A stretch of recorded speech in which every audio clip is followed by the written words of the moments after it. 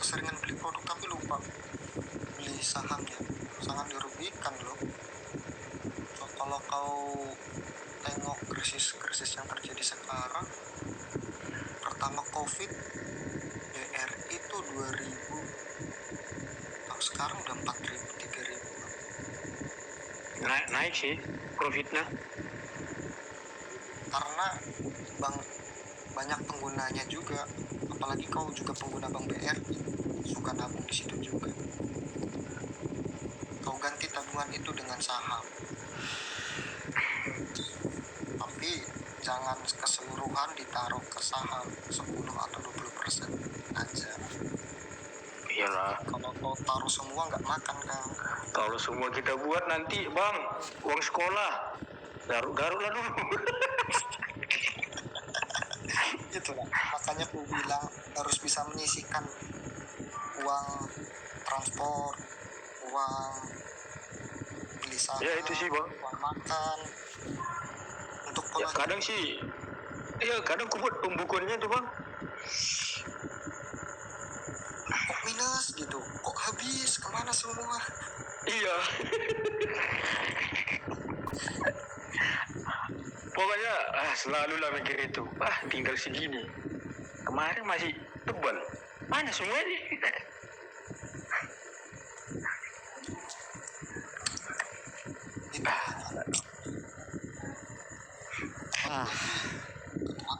Aku nih ya, dari aku prinsipku, walaupun aku udah kerja, gaya hidupku ya tetap gaya hidupku yang dulu.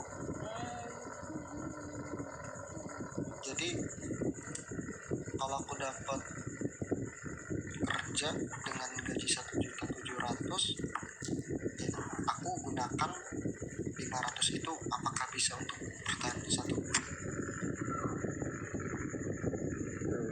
Nah, ntar di bulan kalau mendapat kenaikan gaji ya kayak gitu lagi, 500 apa bisa, kalau nggak bisa tak naikin dulu 100, nggak bisa naikin 100 lagi gitu, step by step. Jadi jangan sampai pengeluaran tuh lebih tinggi bahaya. Iya aku tuh selalu itu. Namanya keluar, biasanya orang bilang kan anak kuliah tuh enak, cuma keluar main, belajar main gitu. Cuma kalau yang anak akuntansi ini mikir 2 kali untuk kayak gitu. Sama juga bang, aku juga begitu. Wah enak nih kerja di PLN, wah nongkrong sana nih, taunya di warung terus kayak Intel.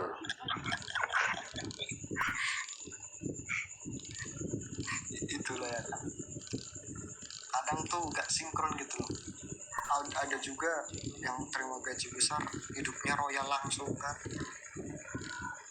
Itu apa dibilang disebut ya, hedon ya. Nah itu mungkin beda lagi lah. Tetap pada pendirian utama sih. Iya.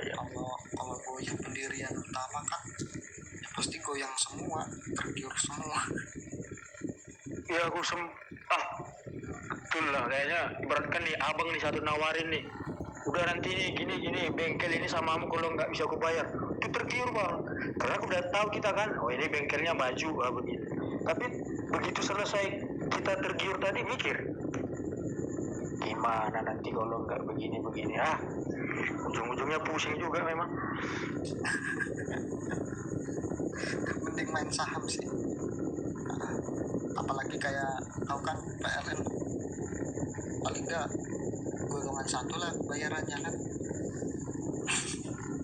Kita masih di bawah bang. Dilimpahkan aja untuk olah saham, jadi dari saham itu ntar dapat pengalaman banyak kok. Nah ntar ujung-ujungnya keluar dari PLN itu nggak diangkat jadi pegang tetap, jadi trading, lebih gila lagi dengan trading. Wah iya sih, gimana itu tadi lah bang, modal 500.000 kita dapat 10 juta, itu pantengin laptop terus. Nah itu tadi balik lagi ke situ, kita kan nggak mungkin 24 jam di layar terus ya kan, kegiatan kita ada juga. Kalau di saham jam 8 sampai jam setengah 4 sekarang Iya benar. Jam 8 pagi sampai setengah 4 sore. iya.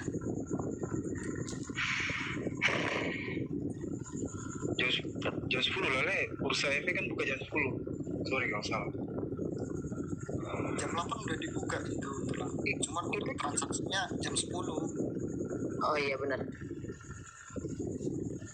Naik turunnya udah Iya, pas dari main. jam 8 gitu ya.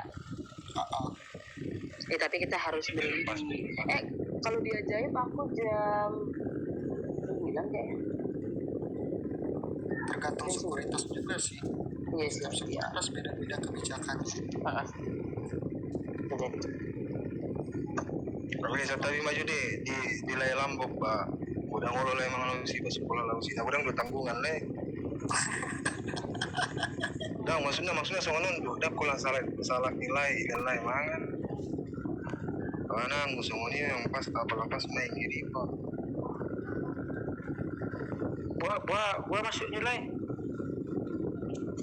Maksudnya narung do lagi nilai mana ada penulisan naik. Kalau aku nggak ada sih sebenarnya. Ya adanya masih bisa kita tangani lah. Cuman kan kadang kawan-kawan kita yang menawarkan. Nanti kita nggak ada ngasih gitu, mukanya lain begitu jumpa. Nah itu yang kutakutkan. Nah ya kalau kebetulan orang tua nggak ada lagi dua-dua, tanggungan cuma 2. Masih simpel itu. Bah, saya giat le. Saya giat tangiang dulu sekarang saya giat pak. Nauli. Nah cuma netong dak tahu nih, ba ala nomor dongan betong.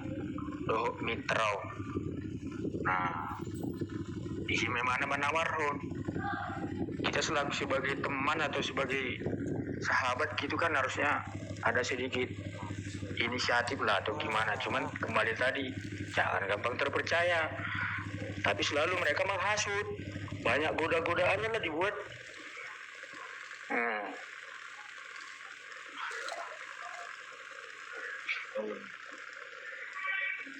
Nah jadi menate mah di Bang Putra itu inti. Aku harus suara aku. Ada. Tadi udah aku dengar sebagian ya. Coba aku mau tanya Malai, kalau di bidang usaha itu ada nggak hubungannya dengan angkutan? Kalaupun ada, aku pengen tahu gitu, dalam misalnya buka usaha gitu, rumusnya apa itu?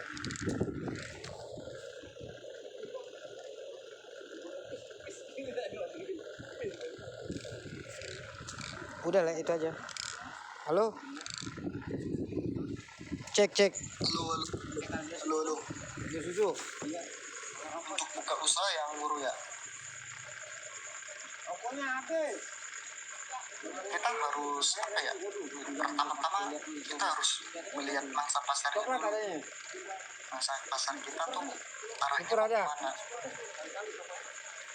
Kalau kita udah dapat mangsa pasar, cari lokasi yang strategis. Setelah lokasi strategis udah dapat, nah kita buat strukturalnya dulu. Apakah kita akan membuat struktural yang menarik atau yang biasa aja? Karena pembisnis sekarang yang dicari kalau nggak struktural sama makanannya gitu loh, best sellernya yang nggak ada di semua orang.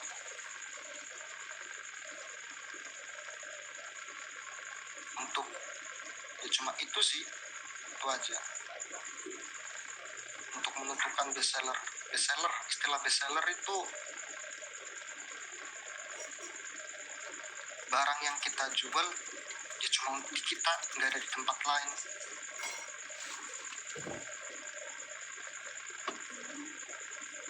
Tapi tergantung juga, kalau emang Angboro buka bisnis untuk menarik pelanggan dari segi struktural atau dari mangsa pasarnya. Balik lagi sih, kalau mau ngambil dua-duanya ya dua-duanya harus diambil, karena yakin ya nggak munafik juga lah aku ya kan, kalau struktural ini mau di pelosok pun, di hutan pun pasti dicari, karena dimanjakan dengan lampu-lampu gitu. Apalagi buka kedai kopi di pinggir sungai jernih mengalir, padahal menunya sama aja kayak yang di tengah-tengah kota kayak gitu, kopi Vietnam kayak gitu.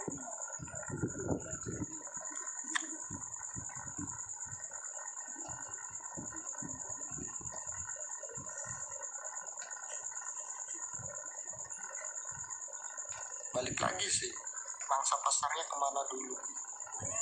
Oh, Kalau yang kulihat dari Amang Buru kan, Amang Buru ngambil mangsa pasarnya kan para pekerja ya, iya. para pekerja. Nah, mungkin Amang Buru bisa tambahin lagi di situ Amang Buru.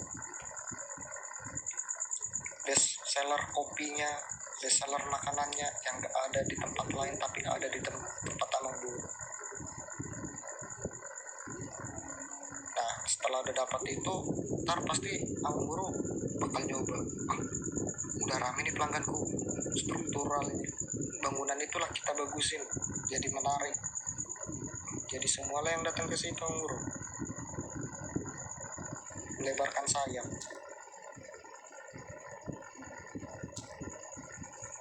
Selalu ada inovatif dan kreatif.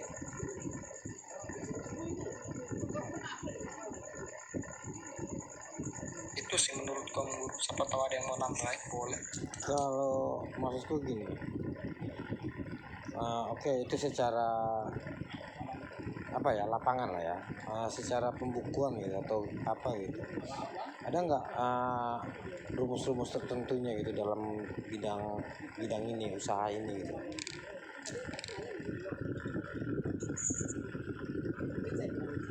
Bang, kalau dari aku ya, Oke. sebenarnya basic sih kalau untuk kayak warung kopi, karena kami juga warung kopi juga gitu ya di sini. Sebenarnya semua ditulis gitu, maksudku dicatat dari semua modal, misalkan peralatan, perlengkapan, misalnya kayak butuh gelas nih ditulis gitu-gitu. Terus setelah itu ditulis juga tuh kalau misalkan itu pokoknya pengeluaran dulu lah ya kan, piutang, siapa orang yang ngutang sama kita itu harus juga tuh. Terus kita utang sama siapa, atau kan kita pernah beli kopi tapi misalnya kita pernah beli gula 5 kilo nih sama itu toko misalkan gitu, belum kita bayar, itu juga harus ditulis. Semua harus terperinci sih kalau menurutku, biar ketahuan gitu untungnya berapa ya gitu. Lalu kalau untuk udah selesai nih, misalkan 1 hari ternyata enggak, sebulan sih sebenarnya, nggak bisa sehari hitungannya, sebulan misalkan modal Bang Bagudung misalkan 1 juta misalkan gitu. Oh ternyata pemasukannya ada nih 2 juta atau 1,5 lah kita bilang dulu kalau sebulan ya. Ini gambaran aja gitu. Nah, oh ternyata dari semua catatan yang udah Bang Bagudung catat, dari utang piutang, beli peralatan, perlengkapan kayak gitu, itu tuh nanti kayak ketahuan, oh untung kita segini gitu kan. Oh berarti untung dalam 1 bulan dapat nih 500. Jadi setiap apapun yang keluar dan masuk dari uang warung gitu, uang untuk usaha kayak gitu, itu harus dicatat sih sebenarnya, karena untuk tahu untungnya dari sekecil apapun sampai sebesar apapun gitu sih. Jadi kayak Lebih tepatnya untuk memisahkan antara pendapatan dan modal. Iya benar. gimana? Karena kadang kalau usaha dengan modal segini, dianggapnya pendapatan itu ya untung kita, nggak dilihat modal kita tuh. Iya, betul. Akhirnya kita pakai semua sama uang modal, jadilah bangkrut, nggak bertahan lama. Tapi ku saranin sama guru kayak gini loh guru. Gimana? Tadi udah dijelasin sama Kak Wenti kan, misal lama guru dapat di dalam 1 bulan 2 juta, coba investasikan 500 dulu kan, habis itu ntar beli barang, mesin apa gitu kan, nah diputar-putar lagi. Pokoknya jangan sampai uang itu berhenti lah, karena uang berhenti itu nggak ada manfaatnya. Biarkan uang itu bekerja untuk kita. Iya, kayaknya emang itu tujuannya ke sana.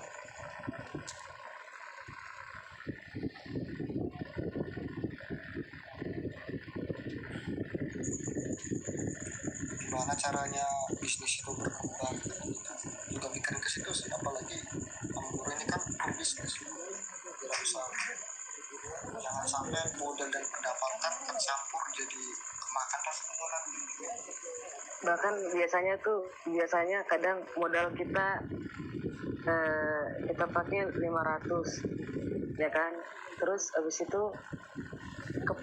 kegabung nih sama uang rumah misalnya kayak gitu kan, sama istrinya Bang Bagudung gitu kan, apa bilang lah nanti opung boru lah tuh bilang kan, kecampur lah tuh sama 500 jadi 700, tiba-tiba dapatlah untung berapa ya, kita bilang ya dapatlah untung 1 juta, kok banyak ya gitu, padahal udah gabung tuh sama uang 200.000, padahal baru sebentar, misalkan baru 3 hari, jadi kayak mengira-ngira oh untungnya banyak ya, padahal udah kepake nih ya, bukan udah kepake, udah kegabung nih sama uang yang lain gitu. Jadi kadang kita juga harus punya keuangan yang tegas gitu loh, maksudku kita punya modal segini ya pakai segitu aja, jangan dari uang lain kita pakai, malah nanti jadi membingungkan pikiran kita sendiri gitu. Jadi tegas sama keuangan kita sendiri gitu loh, apalagi untuk usaha ya.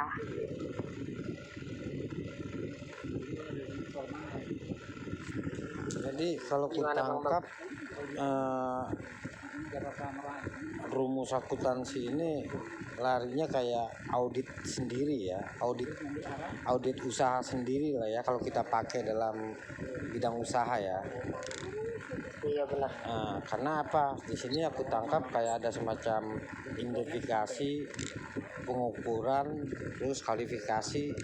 Jadi nanti ada dapat patokan inti laba, untung dan rugi gitu. Benar. Kalau audit, Kenapa? kalau audit menurut aku sih enggak sih Om Guru, karena tugas audit ini untuk mencari kesalahan Om Guru. Iya itu yang aku bilang tadi.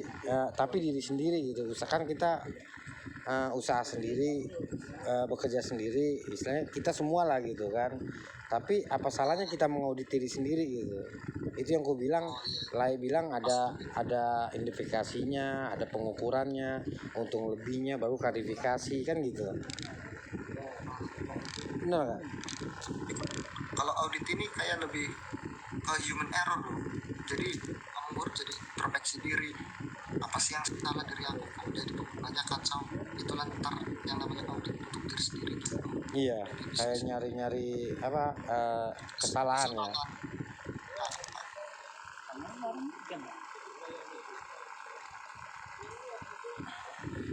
Oke, cukup. Kenapa? Tapi kalau menurut Om Guru, kalau ada suatu penjualan kecil maupun besar, catat aja Om Guru, catat terus. Ntar kan karena harga kopi eceran sama grosiran kan beda, apalagi langsung ke tengkulaknya kan. Ntar Om Guru juga menganalisa dari kopi aku dapat segini, dari tes segini gitu. Iya, itu yang ku bilang tadi. Jadi mengidentifikasi, misalnya nih harga eceran dengan harga grosiran kan selalu menjadi patokan gitu dalam usaha kan. Ya betul.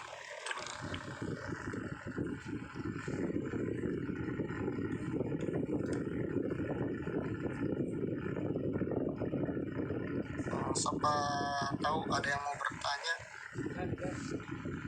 Lerek sih, Leanggi. Oh, Yani Utagalung. Ya gimana Yani? Malam itu Malam-malam. kan ini aku tahu nih akuntansi, soalnya kan aku jurusan manajemen. Aku mau bertanya, apa peranan akuntansi dalam sehari-hari dalam masyarakat? Peranan akuntansi untuk masyarakat. Ini berarti ikutnya ke umumnya ya. Kalau peranan akuntansi ini untuk mencegah untuk mencegah terjadinya fraud di dana pedesaan. Karena yang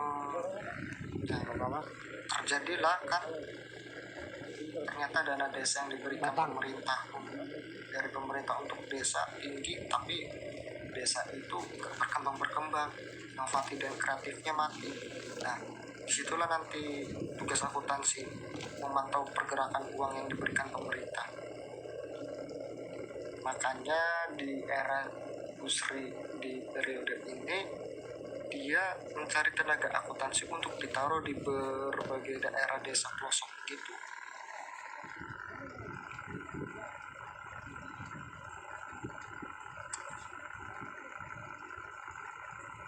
Dapat nggak nih Tom?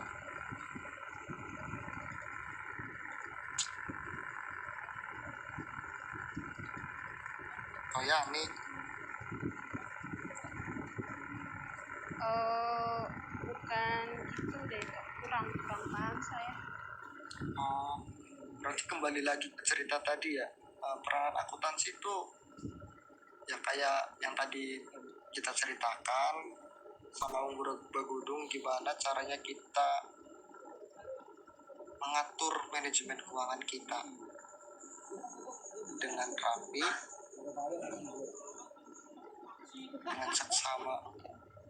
Kalau di akuntansi ini paling musuhnya cuma dua kok, kudis sama kutil. Nah, istilah kudis ini bukan gatel-gatel ya atau panu atau gimana. Kudis ini bisa dibilang kurang disiplin dan kutil ini kurang teliti.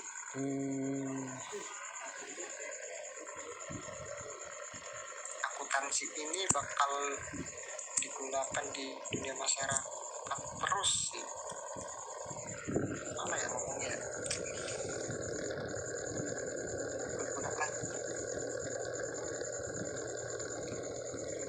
Siapa Toto Wenti bisa jawab? Toto Wenti, aku lagi makan soalnya.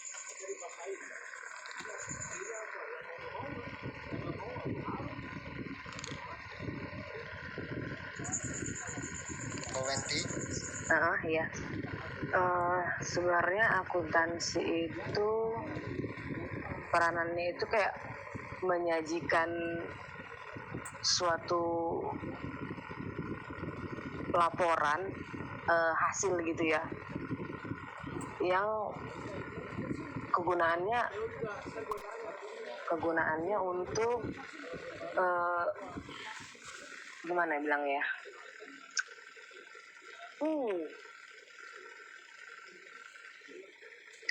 menyediakan informasi-informasi atau jawaban gitu ya dalam bentuk laporan keuangan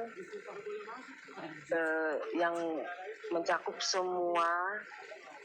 segala macam kegiatan keuangan. Jadi misalkan kayak gimana bilangnya, jadi kayak di situ ada segala macam lah, utang piutang, penjualan pembelian. Kalau dalam segi masyarakat ya semua orang pasti pakai akuntansi sekecil apapun gitu, dari warung kecil sampai perusahaan yang paling terbesar itu pasti dia pakai itu gitu sih. Nemu nggak, Yan? Ya maksud aku kayak Iya kan, jadi ya hanya sebagai nih, akuntansi itu suatu laporan keuangan yang dirangkum menjadi yang dirangkum dari berbagai informasi atau transaksi dalam keuangan. Ya di dalam itu semua mencakup gitulah, mencakup segalanya dari pengeluaran dan pemasukan gitu.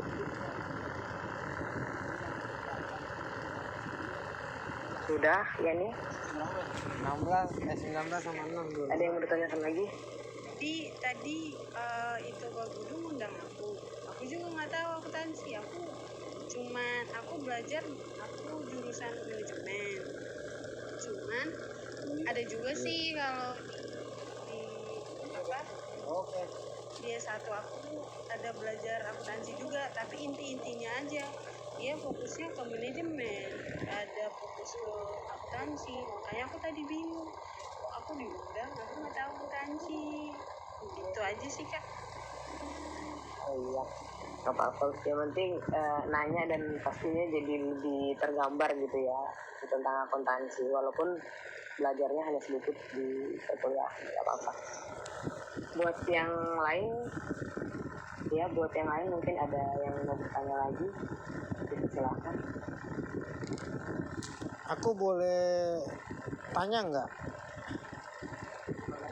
Itu apa namanya? Aku baca beberapa artikel, kebanyakan mengatakan akuntansi itu adalah bahasa bisnis. Itu penjabarannya apa ya? Gimana itu? Coba Putra tahu nggak?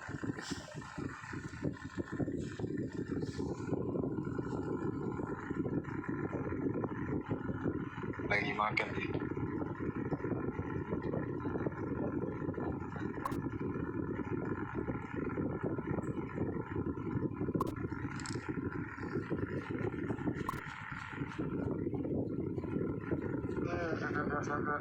Bahasa bisnis. Dia makan, si Putra lagi makan. Iya, bahasa. Aku ini aja ya, dari logika aku aja gitu. Oke.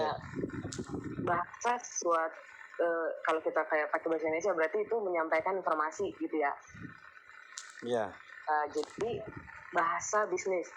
Jadi akuntansi itu adalah suatu alat informasi dalam menyampaikan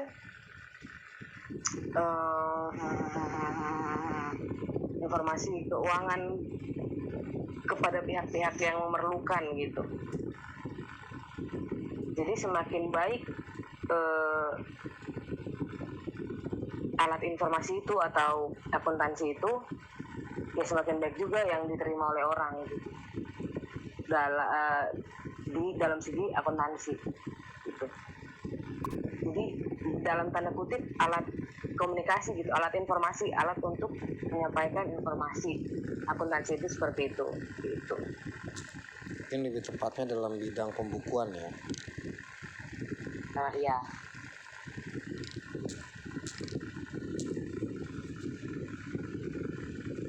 Adakah lagi? Ayo, yang lain nanya tentang akuntan. Mumpung ada ahlinya. Ya, akuntansi yuk ditanya boleh. Bagi yang udah sedikit ingin tahu untuk apa dalam bidang akuntansi boleh angkat tangan biar dibuka mic-nya. Leanggi, ayo Anggi. Leanggi.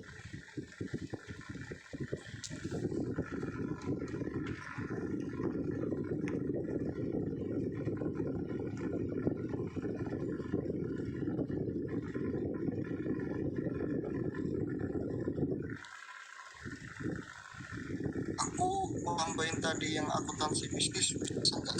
bukan akuntansi bisnis. Penjabaranku beberapa artikel menyatakan dalam bidang akuntan ini dikatakan bahwa akuntan ini adalah bahasa bisnis, bukan akuntan bisnis. Jangan sampai salah dengar. Ya, jadi akuntansi ini itu sebuah informasi yang bakal diajukan kepada publik. Nah, ketika sudah diajukan kepada publik, otomatis publik akan melihat laporan keuangan. Ketika publik melihat laporan keuangan, pasti ada keinginan ikut sertaan untuk menanam modal. Gitu. Itulah yang dinamakan akuntansi. Banyak orang yang menganggap akuntansi adalah bahasa bisnis. Karena informasi yang diberikan akuntansi ini dibilang hampir perfect gitulah. Karena laporan keuangan ini yang akan dipublikasikan ke dunia umum atau istilah publik itu nggak mungkin dinamakan manipulasi.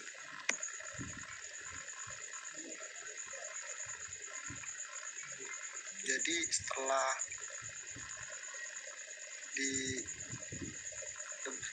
disebarluaskan dulu sih disebarluaskannya sih melalui koran ya. Koran orang dulu kan masih suka baca koran juga. Nah di situ ntar kan tertarik tuh para pembisnis oh perusahaan ini ternyata track record laporan keuangannya 2 tahun 3 tahun kebelakangan selalu membaik. Jadi ada keinginan sampai aku mau coba nanam uang di situ. Ikutnya ya kembali lagi ke saham sih sebenarnya, nanam saham. Karena yang dinamakan perusahaan yang boleh melakukan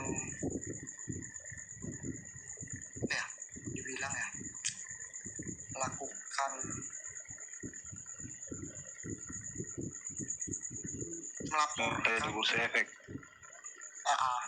melaporkan keuangannya di depan umum itu hanya perusahaan-perusahaan yang telah diaudit oleh auditor gitu. Nah ketika auditor ini sudah melakukan audit, dia akan mengeluarkan argumen. Nah argumen yang bakal dikeluarkan audit itu ada 4. Yang pertama, wajar tanpa pengecualian. Yang kedua, wajar dengan pengecualian. Yang ketiga, no comment. Yang keempat, buang muka. Istilahnya baru ditengok langsung pergi dia.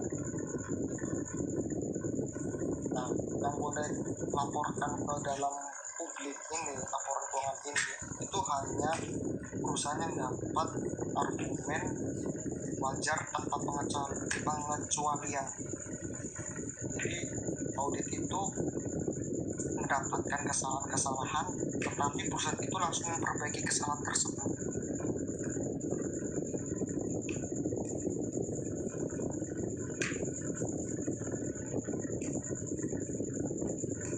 Itu sih menurut aku sih Bang Guru. Sama teman yang mau nambahin nggak apa-apa? Boleh nggak aku tambahin sedikit? Apalah, tapi 2 paragraf tadi. Boleh.